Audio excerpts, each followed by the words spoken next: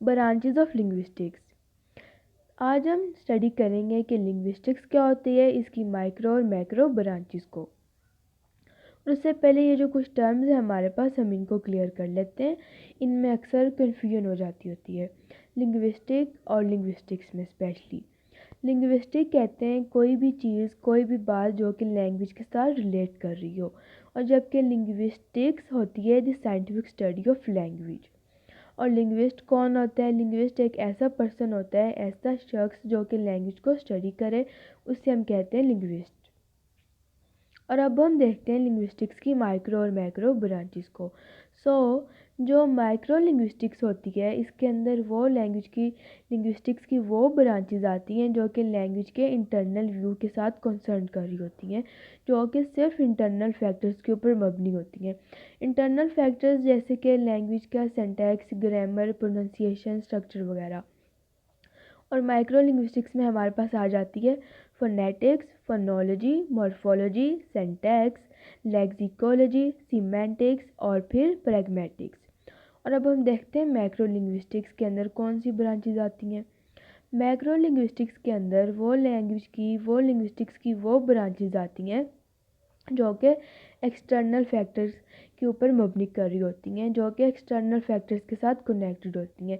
External factors language के, जैसे कि सोसाइटी, हमारा ब्रेन, किस तरह से जो एक्सटर्नल फैक्टर्स हैं वो लैंग्वेज के ऊपर इफेक्ट कर रहे हैं, वो हम मैक्रो लिंग्विस्टिक्स के अंदर स्टडी करते हैं। मैक्रो लिंग्विस्टिक्स में सबसे पहले हमारे पास आ जाती है वेरिएशनल लिंग्विस्टिक्स, जो कि आगे फर्दर सब डिवाइडेड है स्टाइलिस्टिक्स और सोशल लिंग्विस्टिक्स में। फिर हमारे पास आ जाती है psycho linguistics, contrastive linguistics, neuro linguistics, computational linguistics, historical linguistics और लास्ट में हमारे पास आ जाती है अप्लाइड लिंग्विस्टिक्स। ये था ओवरऑल रिव्यू माइक्रो लिंग्विस्टिक्स और मैक्रो लिंग्विस्टिक्स की ब्रांचेस का। और अब हम इनको डिटेल में डिस्कस करते हैं। सबसे पहले हम डिस्कस करते हैं फोनेटिक्स को। फोनेटिक्स का वर्ड निकला है फ़ोन से, और फ़ोन का मतलब होता है साउंड्स। फोनेटिक्स के अंदर हम स्टडी करते हैं कि जो साउंड है वो प्रोड्यूस किस तरह से हो रही है, वो ट्रांसमिट किस तरह से हो रही है, और फिर उसकी परसेप्शन किस तरह से हो रही है। इसकी 3 टाइप्स हैं। फर्स्ट वन है हमारे पास एक्विस्टिक फोनेटिक्स।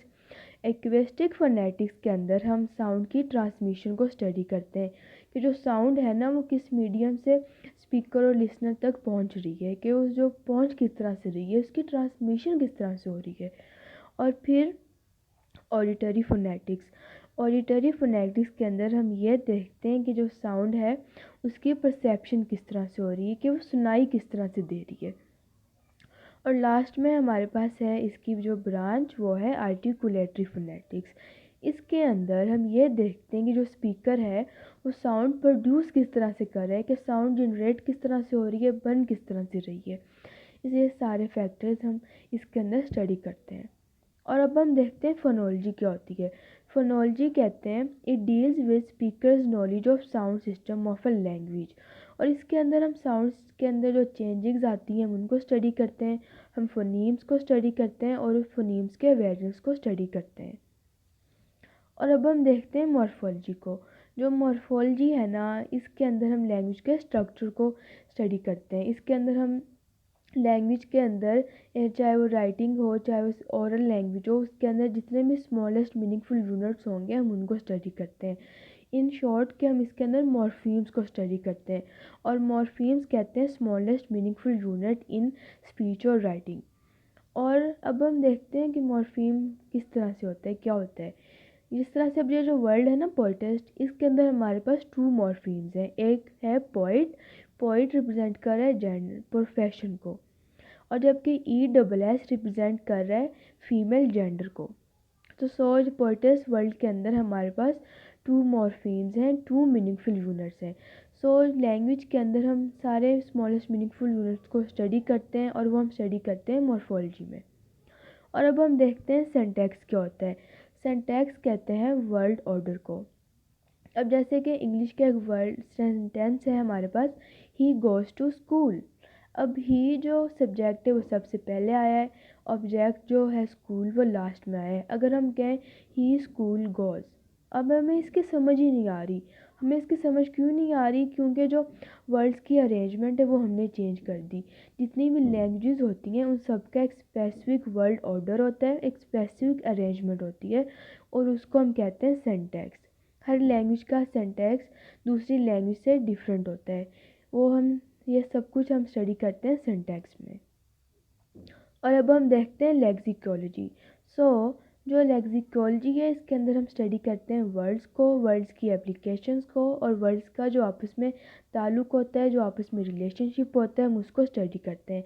जैसे कि हम सिनोनिम्स को स्टडी करते हैं, हम इसके अंदर एंटोनिम्स को स्टडी करते हैं और इस तरह से काफ़ी कुछ जो भी इस तरह के एलिमेंट्स आ जाते हैं।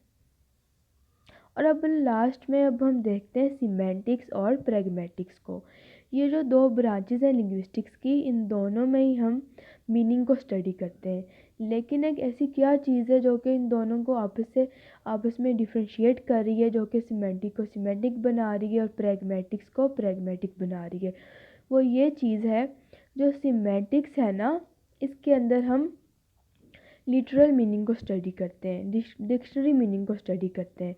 और जबकि प्रैग्मेटिक्स के अंदर हम स्टडी करते हैं जो स्पीकर मतलब देना चाह रहा है, जो एम्प्लाइड मीनिंग है कि स्पीकर कहना क्या चाह रहा है, जो उसके माइंड में मीनिंग चल रहा है, जो उसका इंटेंशनल मीनिंग है, हम वो प्रैग्मेटिक्स के अंदर स्टडी करते हैं। अब जैसे कि फॉर एग्जांपल के तौर पे एक पर्सन बैठा हुआ है रूम में और वो कह रहा है आई एम फीलिंग कोल्ड, तो सिमेंटिकली इसका यही मतलब निकलेगा कि उसे पर्सन को ठंड लग रही है। लेकिन प्रैग्मेटिकली अब इसका मीनिंग सिचुएशन के लिहाज से लिसनर निकालेगा और लिसनर को समझ आ जाएगी। जैसे कि अब हो सकता है कि उस रूम की विंडो ओपन थी, विंडो ओपन है और जो स्पीकर वो कह रहा है आई एम फीलिंग कोल्ड। सो जो लिसनर होगा वो समझ जाएगा ये कहना चाह रहा है कि विंडो बंद कर दी जाए और वो विंडो बंद कर देगा। या हो सकता है कि जो भी सिचुएशन के लिहाज से मीनिंग होगा वो लिसनर डिटरमाइन कर लेगा। ये थी सीमेंटिक्स और प्रैग्मेटिक्स। ये सारा था हमारे पास रिव्यू माइक्रो लिंग्विस्टिक्स का। और अब हम देखते हैं मैक्रो लिंग्विस्टिक्स को, मैक्रो ब्रांचेस को। सबसे पहले हमारे पास आ जाती है वेरिएशनल लिंग्विस्टिक्स। वेरिएशनल लिंग्विस्टिक्स के अंदर हम देखते हैं कि जो लैंग्वेज के अंदर चेंजिंग्स आती हैं, जो तब्दीलियाँ आती हैं, जितनी भी किस्म की वेरिएशन आती हैं, वो सब हम वेरिएशनल लिंग्विस्टिक्स में स्टडी करते हैं। इसकी टू टाइप्स हैं, सोशल लिंग्विस्टिक्स और स्टाइलिस्टिक्स।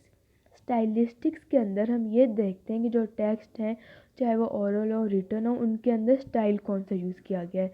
स्टाइल कहते हैं लैंग्वेज इन यूज़। जैसा कि जो पोइट्री होती है उसका स्टाइल प्रोज से डिफरेंट होता है। और अब in further classical poetry romantic poetry से डिफरेंट होती है, मतलब उनका स्टाइल आपस में चेंज होता है, उनकी जो लैंग्वेज यूज़ की जाती है, लैंग्वेज उनके अंदर वो सेम नहीं होती। जैसे कि सोनेट एपिक से डिफरेंट होती है। और जबकि सोशल लिंग्विस्टिक्स क्या होती है, सोशल लिंग्विस्टिक्स के अंदर हम स्टडी करते हैं सोसाइटी के इफ़ेक्ट्स को जो कि लैंग्वेज के ऊपर होते हैं।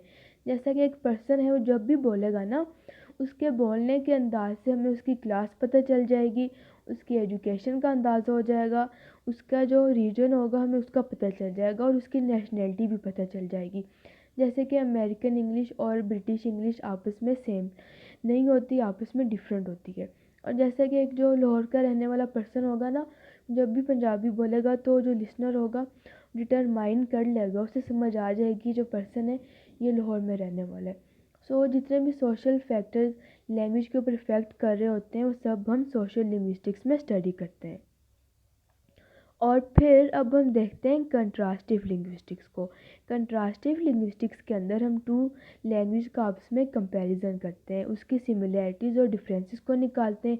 कि हम उर्दू और इंग्लिश का भी कंपैरिजन कर सकते हैं, इंग्लिश का चाइनीज़ के साथ भी और हिंदी और उर्दू का भी। और जबकि हम इसके अंदर कंपैरिजन कर सकते हैं ओल्ड इंग्लिश का और मॉडर्न इंग्लिश के साथ भी।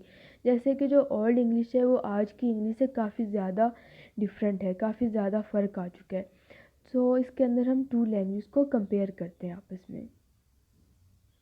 और अब हम देखते हैं साइको लिंग्विस्टिक्स और न्यूरो लिंग्विस्टिक्स को। ये जो साइको लिंग्विस्टिक्स और न्यूरो लिंग्विस्टिक्स है, इसके अंदर भी अक्सर कन्फ्यूजन हो जाती है, इन्हें भी अक्सर लोग सेम समझ लेते हैं। लेकिन जो साइको लिंग्विस्टिक्स है ना, इसके अंदर हम मेंटल एबिलिटी को देखते हैं जो कि लैंग्वेज लर्निंग के दौरान यूज़ की जाती है, जो कि लैंग्वेज एक्विजिशन के दौरान, एक्विजिशन कहते हैं लर्निंग को, जो कि मेंटल एबिलिटी होती है ना, हर पर्सन की अलग होती है। जैसे कि जब भी पर्सन फॉरेन लैंग्वेज लर्न करेगा तो उसका जो लर्निंग वे होगा वो दूसरे पर्सन से मुख्तलिफ होगा। सो जो मेंटल एबिलिटी होती है, मेंटल लेवल होता है लैंग्वेज लर्न करने के दौरान जो यूज़ होता है, उसको हम करते हैं स्टडी साइकोलिंग्विस्टिक्स में। और जबकि न्यूरो लिंग्विस्टिक्स में हम स्टडी करते हैं कि लैंग्वेज लर्निंग के दौरान ब्रेन का कौन सा पार्ट है, कौन सा स्ट्रक्चर है जो कि वर्क कर रहा है। इन शॉर्ट न्यूरो लिंग्विस्टिक्स में हम फिज़िकली जो ब्रेन का स्ट्रक्चर लैंग्वेज लर्निंग के दौरान काम कर रहा होता है ना, हम उसको स्टडी करते हैं। सो साइको में हम मेंटल एबिलिटी को, जो कि लैंग्वेज लर्निंग के दौरान काम कर रही होती है, और जबकि न्यूरो में हम ये देखते हैं कि ब्रेन का स्ट्रक्चर उस टाइम कौन सा काम कर रहा है, फिजिकल स्ट्रक्चर को देखते हैं हम इसके अंदर। और अब हम देखते हैं कंप्यूटेशनल लिंग्विस्टिक्स को। So it involve use of computer to compile the linguistic data, analyse language, translate on language to other language and develop the test model of language processing. So जो कंप्यूटर का use होता है language के साथ relate कर रहा होता है, जैसे कि हम जो कंप्यूटर का यूज़ करते हैं लैंग्वेज ट्रांसलेशन के दौरान, लैंग्वेज के जो टेस्ट मॉडल होते हैं उनको डेवलप करने में, वो सब हम कंप्यूटेशनल लिंग्विस्टिक्स में स्टडी करते हैं। और आजकल जितनी भी एप्लीकेशंस हैं जो कि लैंग्वेज ट्रांसलेशन में हेल्प आउट करती हैं, जो कि लैंग्वेज ट्रांसलेशन करती हैं, वो सब कुछ हम कंप्यूटेशनल लिंग्विस्टिक्स में स्टडी करते हैं। और अब हम देखते हैं हिस्टोरिकल लिंग्विस्टिक्स को। हिस्टोरिकल लिंग्विस्टिक्स के अंदर हम क्या करते हैं कि एक लैंग्वेज की हिस्ट्री को देखते हैं। हम देखते हैं कि जब लैंग्वेज जो थी, जब फॉर्म में आई, और अब जो प्रेजेंट है, उस तब से लेके अब तक लैंग्वेज के अंदर क्या चेंजिंग्स आई हैं। जैसे कि हम इसके अंदर देख सकते हैं ओल्ड इंग्लिश और मॉडर्न इंग्लिश में जो भी डिफरेंसेस हैं, जितनी भी चेंजिंग्स आई हैं वक्त के साथ, वो सब हम हिस्टोरिकल लिंग्विस्टिक्स में स्टडी करते हैं। और लास्ट में हमारे पास आ जाती है अप्लाइड लिंग्विस्टिक। जो अप्लाइड लिंग्विस्टिक्स है ना, ये सबसे इम्पोर्टेंट वन है, क्योंकि ये जो लिंग्विस्टिक्स है, ये जो लिंग्विस्टिक की एप्लीकेशन है, ये उसके साथ रिलेट कर रही है। जितनी भी हमने लिंग्विस्टिक्स पढ़ी है, अब उसको अप्लाई कैसे करना है वो सब हम अप्लाइड लिंग्विस्टिक्स में देखते हैं। इसके अंदर हम सारे टीचिंग मेथड स्टडी करते हैं, जैसे कि नेचुरल मेथड, कम्युनिकेटिव मेथड, जितने भी टीचिंग मेथड्स होते हैं और लर्निंग प्रॉब्लम्स होते हैं, लर्निंग मेथड्स होते हैं, वो सब हम अप्लाइड लिंग्विस्टिक्स के अंदर स्टडी करते हैं। इसके अंदर हम स्टडी करते हैं कि लैंग्वेज टीचिंग कैसे की जाती है और लैंग्वेज लर्निंग के दौरान क्या प्रॉब्लम्स आते हैं और उनको सॉल्व कैसे करना है, ये सब हम अप्लाइड लिंग्विस्टिक्स में स्टडी करते हैं। सो ये थी हमारी आज की video. Thank you for watching my video. Take care. और अगर आपके जहन में कोई भी क्वेश्चन हो, कोई भी टॉपिक हो, तो आप मुझे कमेंट या ईमेल में बता सकते हैं। Take care.